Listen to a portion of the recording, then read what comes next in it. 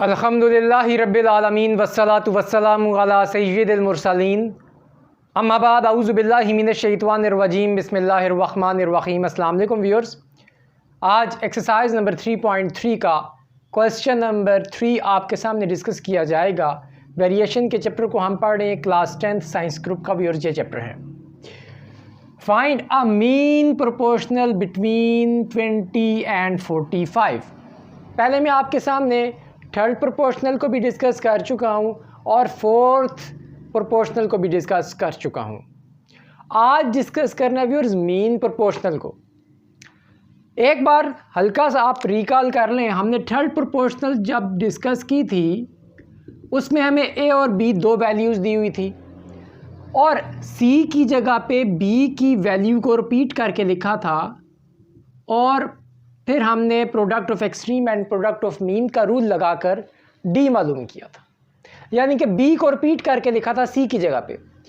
और जब हमने फोर्थ प्रोपोर्शनल निकाला था हमें तीन वैल्यूज़ दी हुई थी, ए बी और सी। ए की जगह ए रखा था, बी की जगह बी रखा था, सी की जगह सी रखा था और डी को ऐसे ही डी लिखा था या एक्स लिखा था।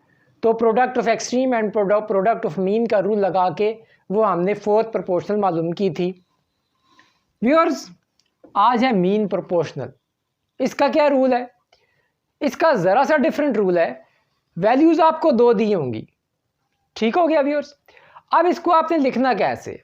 सबसे पहले जो चीज़ फाइंड करनी है उसको आप लेट कर लें, let x be the mean proportional. आपको पता है ये जो जुमला लिखा हुआ है इस पर ज़रा आप गौर करें, product of extremes is equal to product of means. मैं आपको प्रीवियस लेक्चर्स में कि बहुत दफ़ा बता चुका हूँ, हम डिस्कस कर चुके हैं कि ये जो सेंटर वाली दो वैल्यूज़ होती हैं ये मीन प्रोडक्ट ऑफ मीन्स होती हैं, ये मीन होती हैं, और जो किनारे वाली होती हैं ये एक्सट्रीम वैल्यूज़ होती हैं। अब ये कह रहे हैं कि मीन प्रोपोर्शनल निकालो, यानी कि सेंटर वाली दोनों वैल्यूज़ हमको नहीं पता, किनारे वाली वैल्यूज़ पता है। यानी कि ये जो उन्होंने वैल्यूज़ दी हुई हैं ये ए और डी दी हुई है, बी और सी नहीं पता। बी और सी को हमें ए की वैल्यू वो होगी, वो लेट करेंगे, let x be the mean proportional. ठीक है व्यूअर्स। 20 और 45 को कैसे लिखेंगे? 20 रेशो एक्स, फिर 4 डॉट्स यानी प्रोपोर्शनल एक्स रेशो 45। ठीक हो गया व्यूअर्स। अब product of extreme is equal to product of mean का रूल लगाया गया। 20 और 45 मल्टीप्लाई हो गए किनारे वाली वैल्यूज़, और प्रोडक्ट ऑफ मीन्स में सेंटर वाली दो वैल्यूज़ आपस में मल्टीप्लाई हो गई। ये एक्स स्क्वायर हो गया, ये 20 45 900 हो गया। Taking square root on both sides, ये स्क्वायर रूट और स्क्वायर कट गया, एक्स रह गया। 900 का अंडर रूट या स्क्वायर रूट 30 होता है, पॉजिटिव एंड नेगेटिव के साथ आंसर आएगा जब भी अंडर रूट लिया जाता है। तो so X is equal to plus minus 30 answer आ गया। ठीक है व्यूअर्स।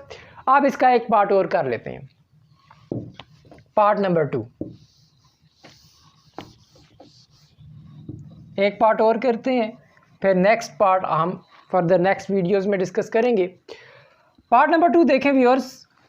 एक वैल्यू दी हुई है 20x की पावर 3 y की पावर 5 कॉमा दूसरी वैल्यू दी हुई है 5x की पावर 7 और y। ठीक हो गया व्यूअर्स। अब क्या करना है? मीन प्रोपोर्शनल निकालना है, यानी कि ये हम शुरू में लिखेंगे 20x की पावर 3 y की पावर 5 रेशो। अब व्यूअर्स यहाँ पे एक आपने ध्यान रखना है, मैं पहले भी आपको बता चुका हूँ, जौन सा वेरिएबल क्वेश्चन में गिवन होगा, क्वेश्चन में यूज़ हुआ होगा, उसको आपने लेट नहीं करना, आपका सवाल गलत हो जाएगा। ठीक है। अब यहाँ पे देखें, let x be the mean proportional. अब एक्स तो इसमें है, इसको आप चेंज करेंगे, ऐसा वेरिएबल लिखेंगे जो क्वेश्चन में नहीं होगा। जेड कर लें, बी कर लें, सी कर लें, डी कर लें, एल कर लें, एम कर लें।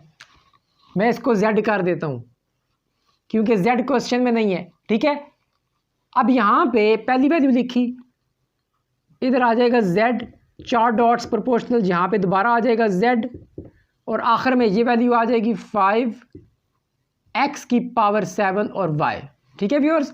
ये लेट वाली जो वैल्यू है इसको सेंटर में करके लिखा जाएगा, बी और सी की जगह लिखा जाएगा, और जो गिवन वैल्यूज़ हैं वो ए और डी की जगह लिखी जाएंगी। Product of extreme is equal to product of means, यानी इस और इस वैल्यू को मल्टीप्लाई करना है।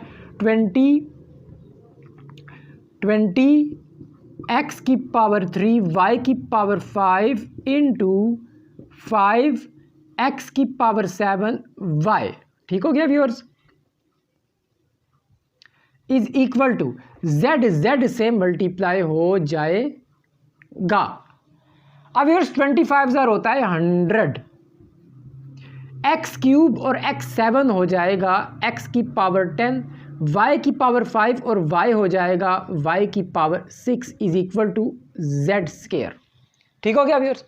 अब हम करते हैं taking square root on both sides, लेकिन उससे पहले taking square root on both sides से करने से पहले हमने इसको ज़रा आसान फॉर्म में कन्वर्ट करके लिखना है, यानी कि 100 को मैं लिख सकता हूँ 10 का स्क्वायर, ठीक हो गया व्यूअर्स।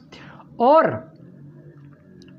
इसको मैं अगर ऐसे लिखूँ, इसको मैं अगर ऐसे लिखूँ, होल का स्क्वायर कर दूँ, देखें 10 का स्क्वायर 100 हो जाएगा, वही चीज़ बन जाएगी। x की पावर 5 फिर ऊपर पावर है 2, 5 2 ज़ा 10 वही चीज़ बन जाएगी। y की पावर 3 ऊपर है 2, 3 2 ज़ा 6 वही चीज़ बन जाएगी, क्योंकि पावर के ऊपर जब पावर होती है वो आपस में मल्टीप्लाई हो रही होती है। यानी ऐसे में इसको लिख सकता हूँ, इधर आ जाएगा z square, taking under root on both sides. अब हम करते हैं taking square root on both sides, ठीक हो गया व्यूअर्स। यहाँ पे भी अंडर रूट आ जाएगा, यानी 10 x की पावर 5 y की power 3 whole under root z का स्क्वायर अंडर रूट, ये कटिंग हो जाएगी, इसकी कटिंग हो जाएगी, और जो जवाब बचेगा वो इधर आएगा 10 x की पावर 5 y की power 3 is equal to z। इसको फिर सीधा करके लिख लें, so z is equal to 10 x की पावर 5 y की पावर 3, ठीक है व्यूअर्स। ये आंसर और प्लस और माइनस में दोनों में आएगा, क्योंकि जब हम अंडर रूट लेते हैं दोनों में आंसर आता है। ये हमारा आंसर आ चुका है, ठीक हो गया व्यूअर्स। यानी कि हमारा जो मीन प्रोपोर्शनल था z की वैल्यू वो हम फाइंड कर चुके हैं, क्या z is equal to plus minus 10 x की पावर 5 y की पावर 3। नहायत आसान सवाल था व्यूअर्स, 2 पार्ट किए आपके सामने, फर्दर 2 पार्ट्स इसके रह गए, वो नेक्स्ट वीडियो में इंशाल्लाह डिस्कस करूँगा। उम्मीद है व्यूअर्स ये क्वेश्चन आपको इजीली समझ आ गया होगा। नेक्स्ट टाइम इंशाल्लाह किसी और टॉपिक या किसी और क्वेश्चन के साथ आऊँगा। Thanks for watching of this video. खुदा हाफिज़।